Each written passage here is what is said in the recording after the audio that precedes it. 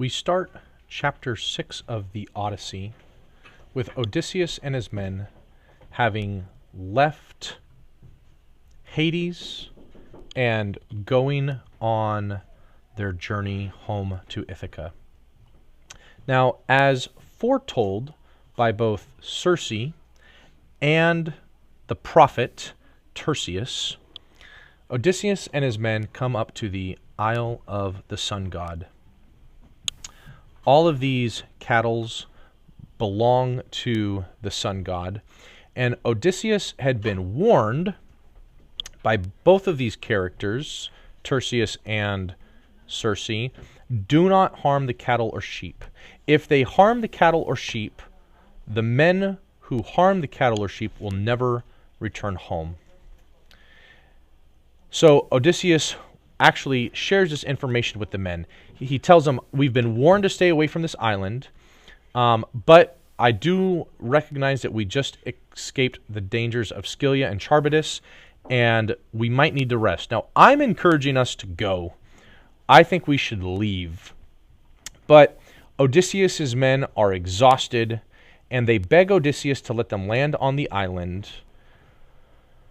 Odysseus, giving in to the peer pressure, warns the men not to kill a single animal on the island, and they all swear not to touch a single animal. So they begin eating and drinking, they remember their fallen comrades, and they all drift to sleep. So Odysseus, still under the wrath of some of the gods, is stranded on the island. Zeus is actually the one who does this. Now, we're not really sure why, but the storm is so fierce that Odysseus and his men have to pull up the ship into a nearby cave and try to wait out the storm. For an entire month, they wait. And they begin running out of food and begin running out of wine. So Odysseus' men are forced to leave the caves in search of food. So they're eating things like little fish, little birds, and all the while they're surrounded by cattle on every side. So imagine walking around the island, scampering a living off of little game when all around you are Big Macs, T-bone steaks.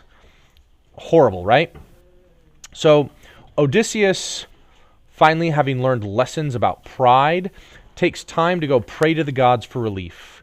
Now, it gets more messed up because while Odysseus is praying, the gods cause him to fall asleep. And if you guys have ever heard the expression, while the cats are away, the mice will play. When the boss is away, the workers do nothing. While Odysseus, the leader, is gone, the men decide that no death is worse than dying of hunger. So they kill a few animals and offer one as a sacrifice to the gods. And at this moment, Odysseus is awoken, and he comes back to see the men eating the sacred cattle of the sun god. Sucks for Odysseus' men.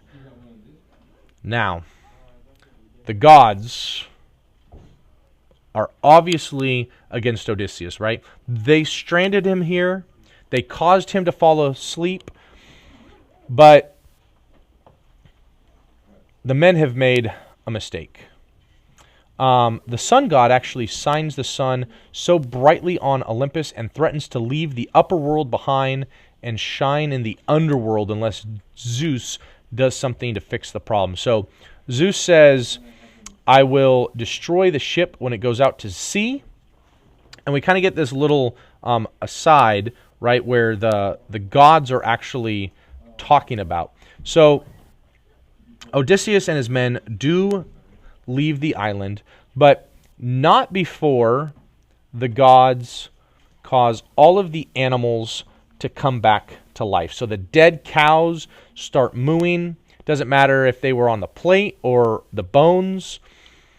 So there's irony here, right? Partially eaten cows and sheep coming back to life is very unexpected. Odysseus and his men leave the island in fear and terror, where Zeus destroys their ship. Odysseus and his men are normally being kind of attacked or confronted, if you will, by Poseidon. And although Poseidon is the god of the sea, Zeus is in charge of the wind and lightning. So the lightning striking the ship is clearly the will of Zeus, not just Poseidon. So the ship is utterly destroyed. All are thrown into the sea. And Odysseus alone survives. Odysseus floated out on the ocean for 10 days, where he was stranded on the Aegean island with a powerful goddess, Calypso. So our story has come full circle. We started the Odyssey story with Odysseus on the island of Calypso. And all of this story has been told in a flashback at the Phoenician feast after the Olympics. So all this has been Odysseus narrating his voyage. So obviously, could some of this have been biased, right? We know that people telling things from their own perspective could affect maybe truths of information. And Odysseus does have a unique emphasis on Calypso. Says that Calypso was very kind to him for the 7 years that she held him captive. But he doesn't elaborate on what that meant. So he ends his tale here because they already know the rest.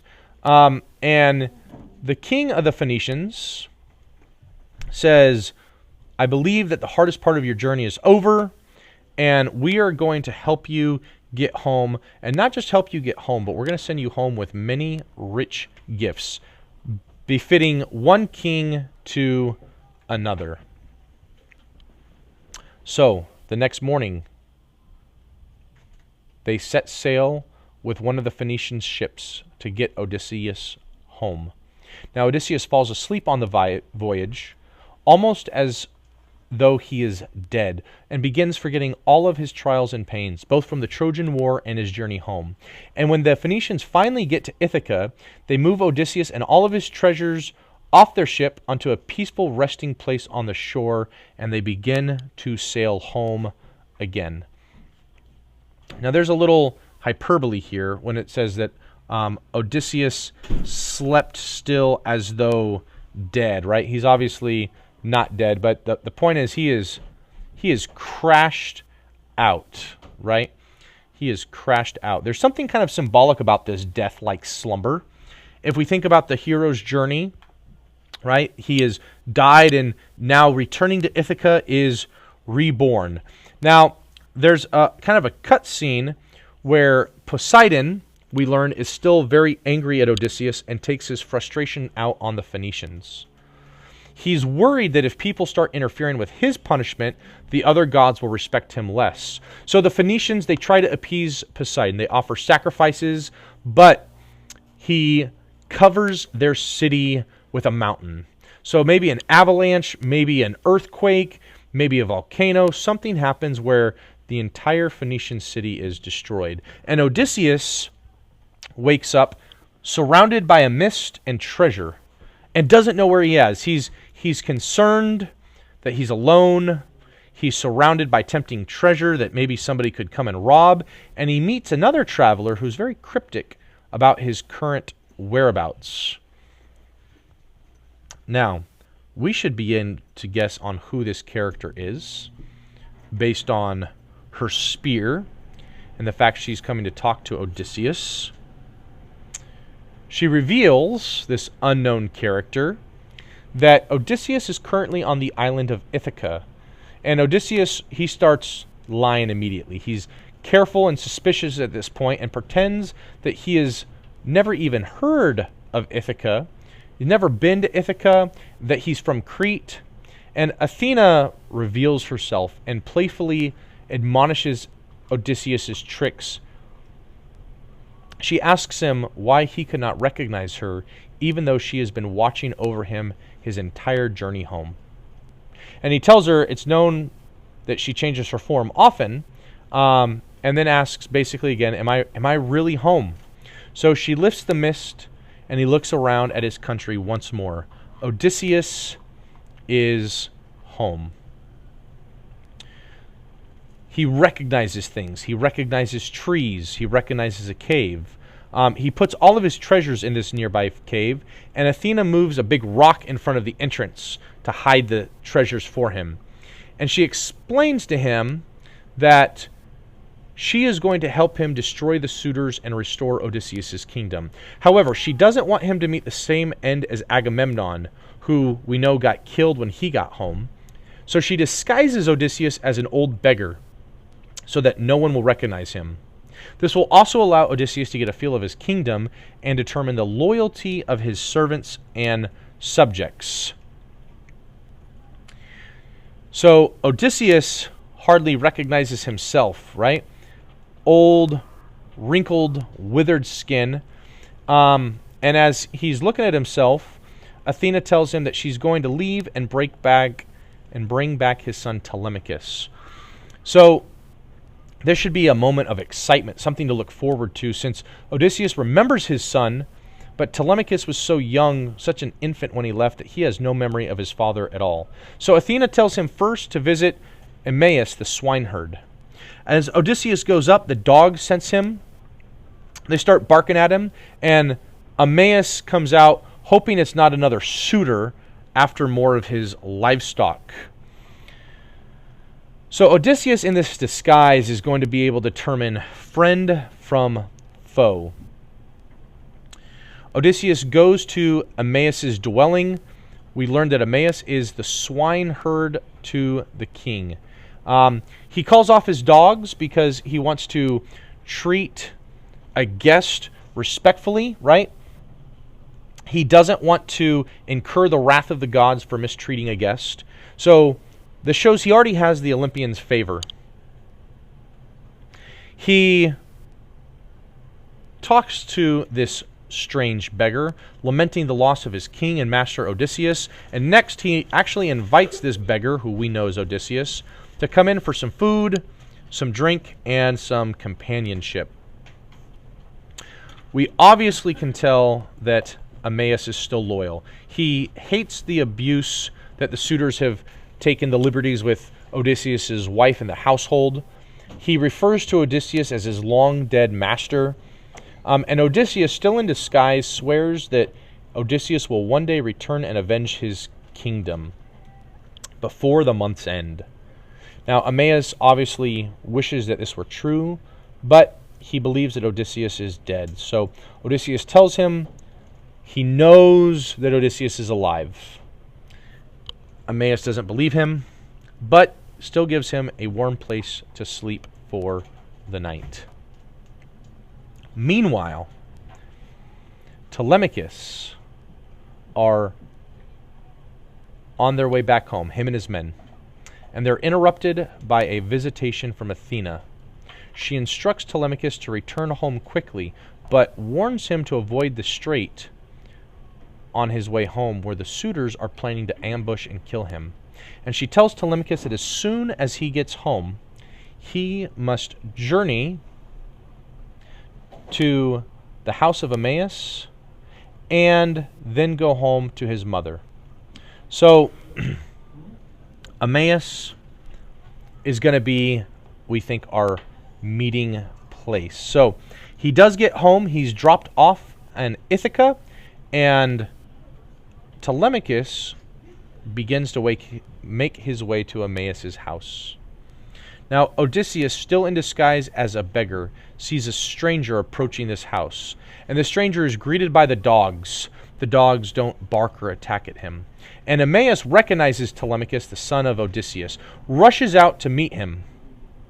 He was afraid that Telemachus would never return from his journeys. Telemachus gets a little update, asks about what's going on with the house, how's his mother, is his mother still grieving his father. They have this little sidebar conversation, and Emmaus then introduces Odysseus to his son. And here's where we start to see the character of Telemachus. Telemachus is very respectful to the old man. He sits down tells him that he's ashamed that he cannot invite him into his house, but that he is still too young and would be unable to defend himself against all the suitors. We learn that there are a lot of suitors in the coming pages. There's actually over 100 men and their servants. Now, Athena, at this point of time, appears to Odysseus and reveals that it is time for him to remove his disguise and introduce himself to his son. Together, father and son must formulate plans and a battle strategy for killing the suitors and reclaiming the kingdom of Ithaca. Athena will be joining them shortly because she is also eager to join the battle and help administer justice. Telemachus turns around, surprised to see that the old man has changed into a powerful, regal-looking warrior.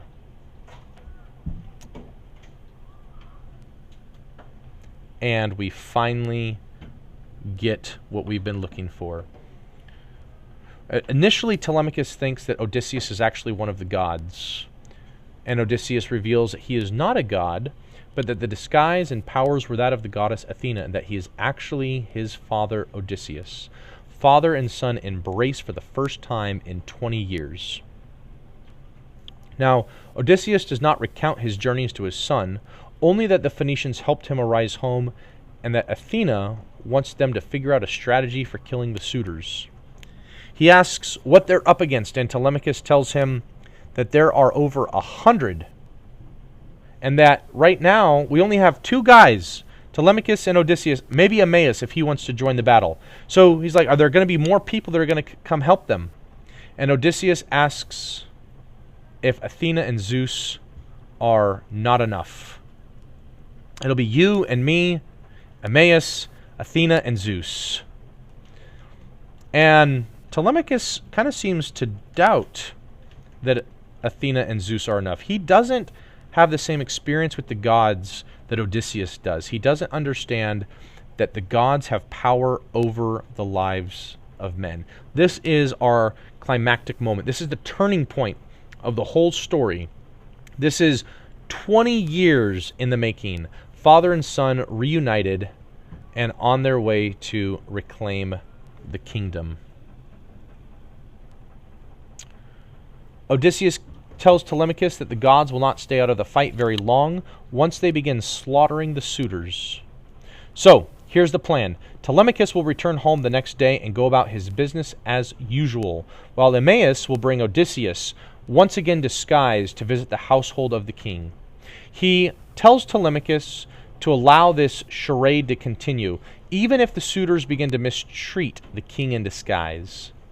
Eumaeus will visit the queen and tells her privately that Telemachus has finally returned safely. Now, some of Penelope's servants are continuing to spy for the suitors. We saw this back in the first chapter. And they go and snitch. One of the servants, in particular, we'll see who she is later, goes and snitches. So the suitors realize that the plan to kill Telemachus is not going to work. And we actually see here kind of a fractioning amongst the suitors. One of the suitors actually tells Antinous that he's not comfortable killing Telemachus, and he urges the suitors to seek the counsel of Zeus. Now, the problem is the time of judgment has passed already. There are suitors, good men, that should have probably been spared. But the judgment of Athena is going to be absolute. And although some of these men may be good, they have been allowing evil to happen and will suffer the same fate as those who are evil.